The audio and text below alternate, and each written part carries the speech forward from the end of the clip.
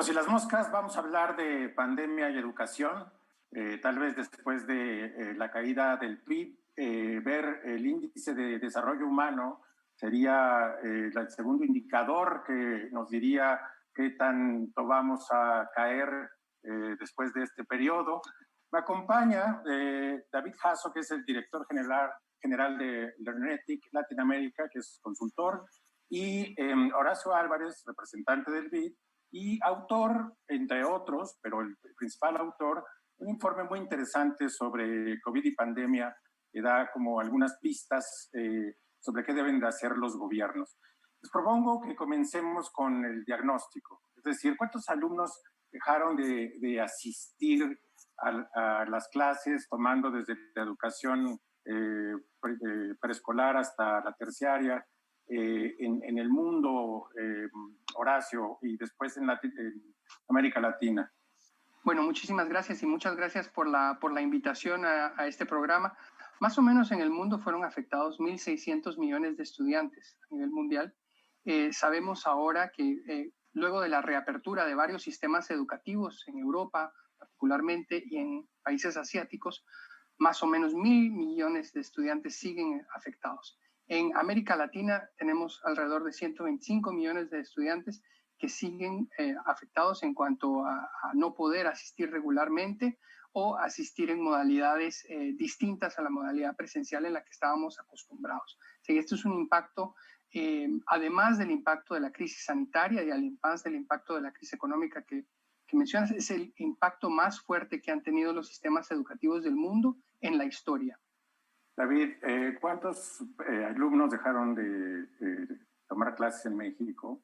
¿Y qué le pasa a un sistema cuando sufre un impacto de este tamaño?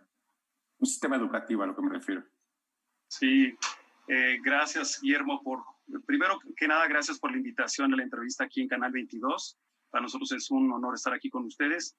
Y respondiendo a la pregunta, pues como bien lo comentaba Horacio, a nivel mundial, pues bueno, ya él mencionó el número de 1.6 billones. En América Latina estamos hablando de 160 millones de alumnos que se quedaron sin tomar clases, y en México 34 millones.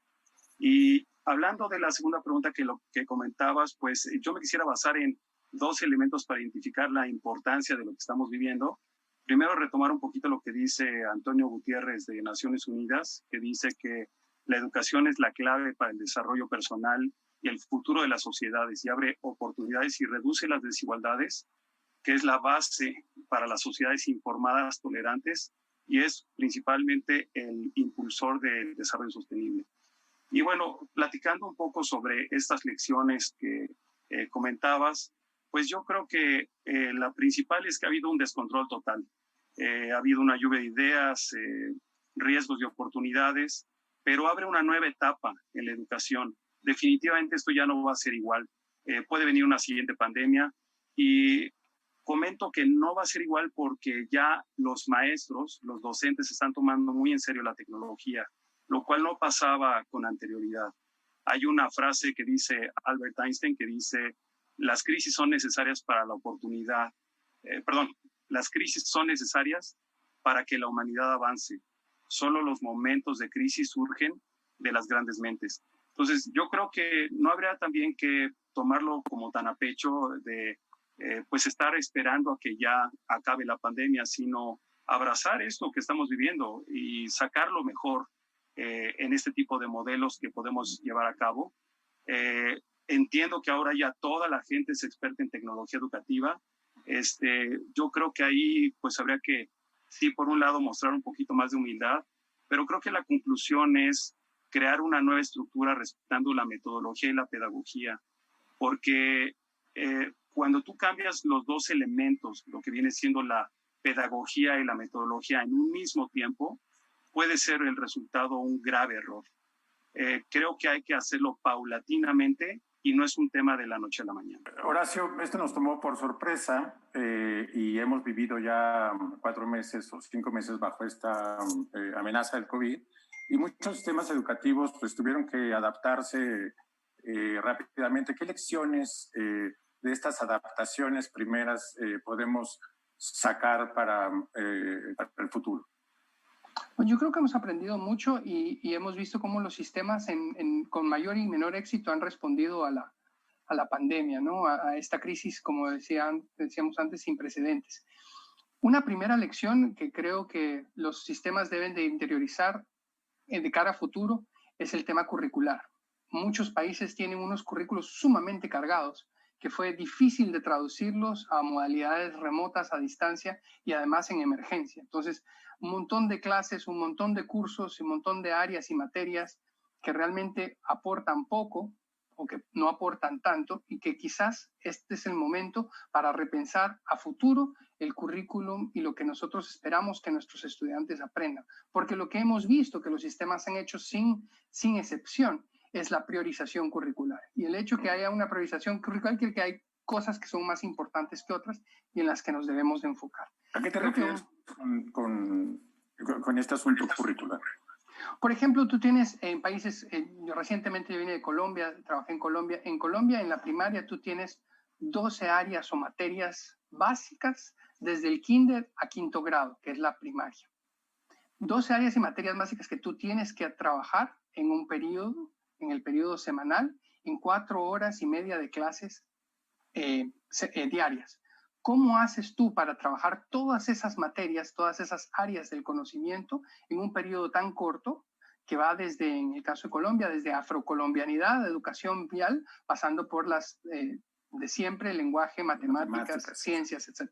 Entonces, les hemos metido mucho contenido, mucha carga curricular a los estudiantes y no nos hemos enfocado necesariamente en las cosas que son verdaderamente prioritarias. Yo creo que ahí tenemos una gran oportunidad en esto que mencionaba antes, que es priorizar el currículum y regresar a las bases. Tenemos además que esta pandemia no cayó sobre sistemas educativos que estaban operando a la perfección. Tenemos, solo en el caso de México, tenemos un 32% de los estudiantes de tercer grado que no comprenden lo que leen según las pruebas regionales de UNESCO. Tenemos 45% de estudiantes en la secundaria, según las pruebas PISA, que tienen dificultades en la comprensión lectora. Si sabemos que tenemos tantos estudiantes con estas dificultades, ¿cómo hacemos nosotros para enfocarnos en eso que sabemos que les va a servir independientemente de donde estén la comprensión lectora, tanto para su vida académica como para el futuro, y más ahora si tenemos modalidades virtuales a distancia, remotas o híbridas? Sí, yo concuerdo con lo que está diciendo Horacio.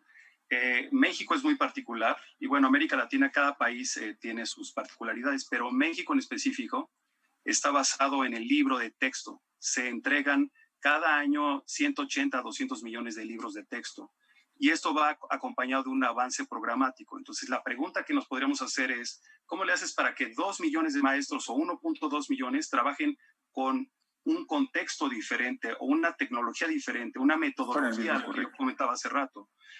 No es algo fácil. O sea, en mi caso llevo 26 años en tecnología educativa, hemos puesto los proyectos más grandes de América Latina, pero el hablar de ponerlo de la noche a la mañana y querer cambiar la metodología como se está hablando y mejorarlo así por arte de magia, no es posible.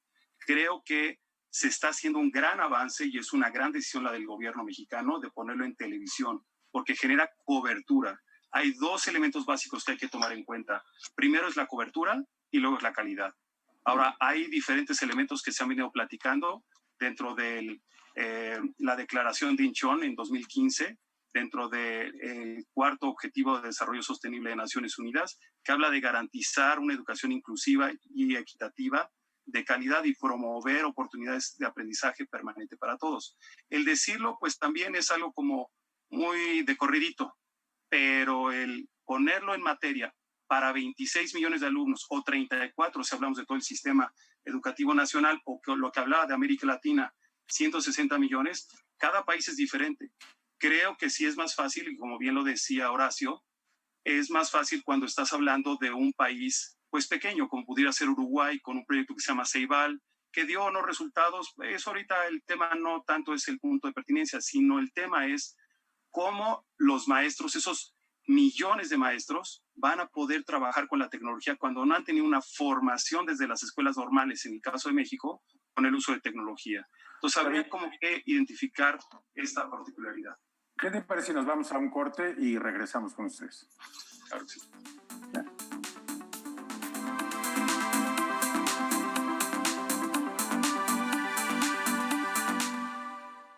De uno, ¿no? Porque uno no te dice, toma mota y te la vas a meter porque te la vas a meter. Uno te la mete por gusto. Para yo no volver a ver esos golpes que mi papá le pegó a mi mamá, yo preferí salirme de mi casa. Muchos han sido violados por sus padres cuando son niños y psicológicamente no han podido superar eso. A veces me quiero morir porque no me están temiendo. En el mundo de las drogas no hay final feliz.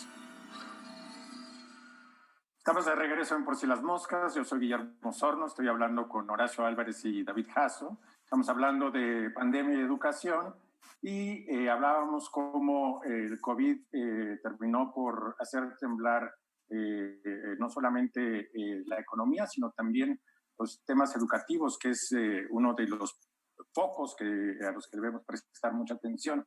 Quisiera para este siguiente bloque desagregar los distintos actores que participan en este proceso educativo, preguntarles qué se podría esperar de los estados, los profesores, los alumnos y los padres. Bien, comenzamos como de los estados. Horacio, ¿qué se espera de los estados frente a este problema? Bueno, en general nosotros esperamos mucho del gobierno y del Estado, ¿no? De la respuesta que tenga el Estado para solucionar una temática como la educativa, especialmente porque sabemos que la educación es, después de todo, un derecho plasmado en las constituciones políticas de todos nuestros países. Entonces, realmente esperamos una respuesta fuerte del Estado. Es difícil juzgar lo que nosotros hemos hecho en la región y en otros países en los últimos meses, porque realmente lo que sí sabemos es que no estábamos preparados para la pandemia y que ha sido difícil acoplarnos a esta nueva normalidad, a esta nueva realidad en la que tenemos estudiantes. Si nosotros por los últimos 150 años habíamos tenido un modelo en el que hacíamos la entrega en un aula de clases con un profesor, con unos estudiantes, que todo esto de la noche a la mañana cambió.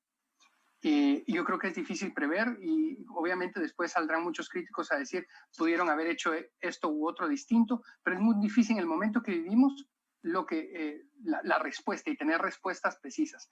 Yo creo que a futuro podemos más vislumbrar qué podemos hacer desde el Estado para superar esto. Yo creo que lo primero que tenemos que tener claro y en mente es que esta pandemia, al igual que otras crisis que hemos sufrido, van a generar muchas más brechas entre los estudiantes más ricos y los estudiantes más pobres. Y lo que tenemos que enfocar todos nuestros esfuerzos desde los organismos multilaterales y desde el Estado y las entidades gubernamentales es lograr que esas brechas, si no es que se reduzcan o desaparezcan, que no se amplíen más de lo que ya existían. Porque ya como habíamos mencionado antes, teníamos una crisis de aprendizajes y una crisis de aprendizajes que estaba afectando más a la población más pobre, la población rural, a la población indígena más vulnerable. Entonces nos cae esta pandemia encima y ese creo debería de ser el primer foco, la primera prioridad.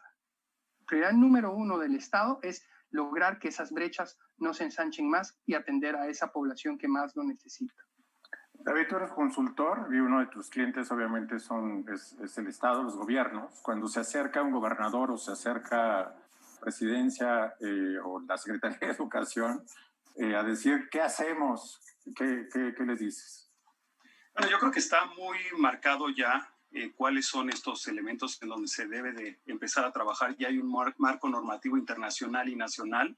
En el internacional, pues bueno, estaríamos tocando los elementos de eliminar la propagación del virus, proteger la financiación de la educación, incrementar la resiliencia en beneficio de los estudiantes más vulnerables y los marginados, que viene otra vez, ¿no? Reitero, el Acuerdo de Inchón 2015 que se firmó por más de 160 países y la innovación educativa. Yo creo que esto genera un marco normativo internacional, pero el marco nacional, que es el que nos atañe, hablando del Estado mexicano, yo creo que lo están haciendo muy bien. No es fácil. Yo creo que lo fácil es criticarlos, pero lo difícil es construir.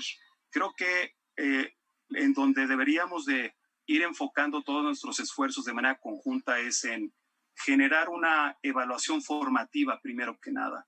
el poder ir viendo cómo va avanzando el alumno en una comunicación bidireccional, porque si bien es cierto que la televisión nos genera una cobertura a nivel nacional hasta los grupos más vulnerables, o la radio, que son dos tecnologías a distancia, en educación a distancia, para no confundir el término de educación en línea. En educación a distancia tenemos esas dos tecnologías, pero la pregunta es cómo obtienes tú un punto de control para saber si el alumno, cómo compruebas, tienes una retroalimentación de si el alumno aprendió o no. Las fracciones, por ejemplo, o el álgebra, o una lengua extranjera. ¿Cómo sabemos si el alumno aprendió un punto específico? Esa manera de saberlo si estás en la televisión, ¿no? Es correcto, porque la televisión es unidireccional. Al manejar la educación en línea, se genera una bidireccionalidad. Redes sociales, correos electrónicos o plataformas en línea que nos permiten generar esto mismo. O algo que es más avanzado, el trabajar sobre contenidos interactivos que automatizan este tipo de procesos. Porque al final, esa es la conclusión que el Estado debe de poner la atención. Lo que recomendaríamos con consultores es la rendición de cuentas, el accountability. Porque ¿para qué tanto dinero en tecnología? ¿Para qué tantos esfuerzos y despliegues de tecnología si no tenemos algo concreto? Esa rendición de cuentas nos puede dar elementos muy específicos, cuantitativos, pero también cualitativos, para saber cuál es la ruta de adquisición de conocimiento por alumno y finalmente irnos acercando a la personalización de la educación. Reitero, no es lo mismo dar la educación en Uruguay que darla en la Ciudad de México o darla en el país como México, que estamos hablando de 34 millones de seres humanos, que es toda la población educativa. Entonces, yo creo que ahí es donde necesitaríamos poner un especial énfasis, la evaluación formativa para generar retroalimentación y tener una rendición de cuentas que podamos mostrar nosotros de manera local hacia padres de familia, hacia estudiantes, hacia autoridades educativas y también hacia los docentes. No dejar afuera el docente es muy importante. Muy bien. ¿Qué les parece si nos vamos a un corte y regresando hablamos de los profesores, de los alumnos y de los padres, que también tienen una responsabilidad en este ciclo educativo?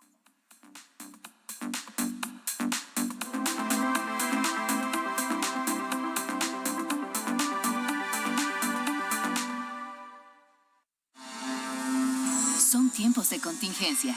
Hay que quedarse en casa para proteger tu salud y la de todos. Sigue estos sencillos consejos para mantenerte sano. Aliméntate de manera saludable. Limita el consumo de alcohol y de bebidas azucaradas. No fumes. Haz ejercicio. Convive con tu familia. Comparte las labores de la casa. Escucha música, lee y juega con tus hijos. Para más información, visita coronavirus.gov.mx. Y quédate en casa. Gobierno de México. La Secretaría de Salud reporta este 14 de agosto de 2020 que en México hay 511.369 casos confirmados acumulados de COVID-19, 30.366 casos activos y 85.509 casos sospechosos.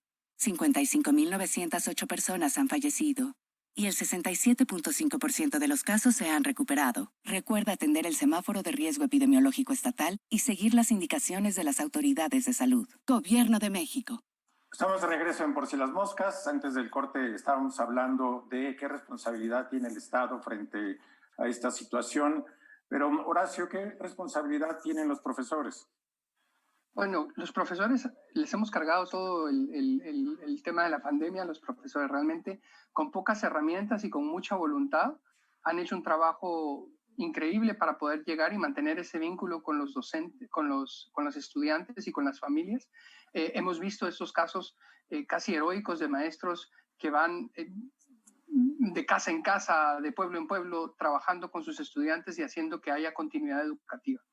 Creo que los profesores están más abiertos hoy que nunca a este uso de tecnologías, a las nuevas tecnologías de educación para poder trabajar con los alumnos, y creo que ahora tenemos la oportunidad. Si antes esto lo que ha hecho la pandemia es acelerar un proceso de cambio que ya sabíamos que venía, que aunque con temores y con algunas previsiones, sabemos que la tecnología puede ser un gran apoyo para ayudarnos a educar a nuestros estudiantes. Creo que de los profesores lo que tenemos ahora es apoyarlos para que sigan trabajando con los estudiantes, dotarlos de la capacitación, de la formación. Sabemos que tenemos deficiencias en la formación tanto inicial de los docentes como en la formación en servicio, pero sabemos también no les hemos dado las herramientas para hacerlo. Entonces creo que es el momento de apoyarlos.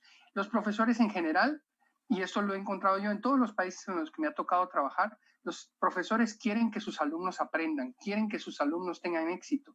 Esa es una constante en el trabajo del profesor. Quieren que les vaya bien a sus alumnos. Entonces, si uno les da las herramientas, si uno les da el apoyo, creo que lo pueden hacer divinamente, y especialmente si lo podemos hacer después de la pandemia en modalidades híbridas o semipresenciales que les permita trabajar con la tecnología y en la presencialidad. David, y en el seno familiar, los padres y los alumnos, ¿qué responsabilidad les corresponde? Yo creo que empezar por sí continuar en el aprendizaje y la formación por parte de los padres de familia, en que utilicen el cubrebocas, en que haya una higiene personal. Yo creo que ese es un punto inicial muy importante.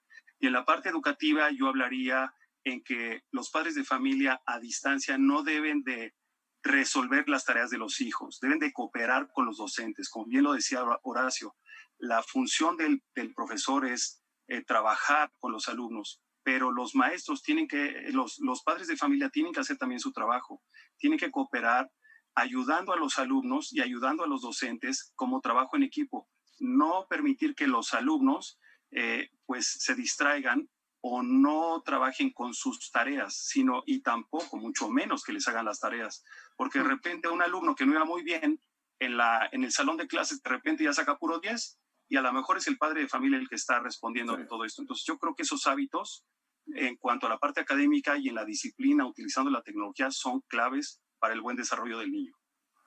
Sí. Perdón, Horacio, ¿por qué no discutimos específicamente algunas opciones que han tomado países de América Latina? Y luego pasamos con David para ver, y contigo también, para hablar sobre la opción educativa que tomó México, que es la televisión. Ok, varios países en la región han utilizado también esta opción educativa que tú mencionas, que es la televisión y la radio, porque es la que tiene mayor alcance en el corto plazo. O sea, sabemos que la mayor parte de los hogares, incluso los hogares más vulnerables y pobres, tienen un alcance fuerte los medios de la televisión y la radio. Sabemos que quizás no son los medios ideales y que quisiéramos más, como decía David, bidireccionalidad en cómo llegamos a los estudiantes. Pero creo que como una estrategia de corto plazo, y estamos hablando de corto plazo porque, pues, aunque parezca eterno la pandemia, solo llevamos 5 meses, ¿no? Exacto. Entonces, en el corto plazo, países como Argentina han fortalecido su televisión educativa, países como Chile, incluso países de fuera de la región como España, se han volcado a retomar la televisión educativa como un medio para llegar. Francia también lo está haciendo con Lumni. Ahora, algo que están haciendo otros países, eso sí, es integrar la televisión con otros medios digitales, con medios de segunda generación, trabajando con bidireccionalidad, trabajando con el Internet, con plataformas, con WhatsApp, con teléfonos celulares, incluso llamando a los estudiantes, viendo que los estudiantes puedan responder por mensaje de texto a las preguntas que se hacen desde la televisión o la radio. Entonces, creo que es en la integración de los medios, en la integración de distintos canales para llegarles a los estudiantes, en donde tenemos que movernos hacia futuro. Ahora, esto no quiere decir que abandonemos el texto impreso, porque creo que una de las cosas que le ha facilitado a países como Chile y México hacer un despliegue en la emergencia en tan poco tiempo es tener una base de un texto escolar que tenga unos mínimos para todos los estudiantes. No quiere decir que sea el único texto ni que sea el único recurso, pero sí nos da una base mínima, y eso es lo que hemos visto, por ejemplo, siguiendo lo que está haciendo Chile para trabajar en casa. Obviamente no es el único material que deben de tener y se debe enriquecer mucho más, pero es una base importante para la continuidad futura, ¿no? David, no partimos de cero en México, ya tenemos experiencias anteriores. ¿Por qué no nos cuentas un poco de dónde venimos y tu opinión sobre la opción de la televisión?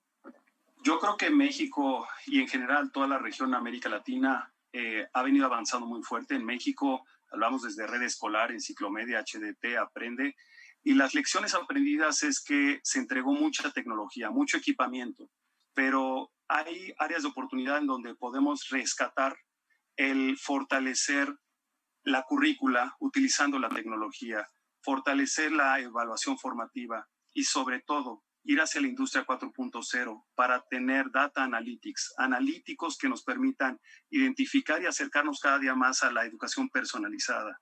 Yo creo que en esta personalización de la educación, el gobierno y las autoridades federales y estatales en conjunto van a encontrar una rendición de cuentas que se va a poder entregar luego a las agencias internacionales, porque lo ha dicho CEPAL, Alicia Bárcenas, citándola, vamos hacia un nivel en donde la pobreza y pobreza extrema van a crecer en los siguientes años. Y estamos hablando de que los empleos van a caer. Entonces, no todo es tan malo. Yo creo que hay puntos muy importantes que son rescatables. Y el rescatar esto tiene que ver con el proponer nuevos modelos que sean útiles para el ser humano. Y esto significa obtener data que podamos analizar y que podamos decir, así es como están aprendiendo los niños. Anteriormente, el obtener una retroalimentación de un niño que estaba en una zona indígena, si no había la televisión, como ahorita está viendo esta excelente propuesta del gobierno mexicano, pues no le llegaba simplemente la educación. Y si le agregamos, como bien lo decía Horacio, un celular, podemos tener la bidireccionalidad y podemos tener contenidos interactivos que rápidamente nos pueden automatizar el proceso. Y me refiero en específico a que el profesor puede dejar de estar calificando sus libros, sino el mismo sistema los califica por él. Y eso es un grado de avance tremendo. Cada docente diariamente califica entre 100 a 300 páginas por docente.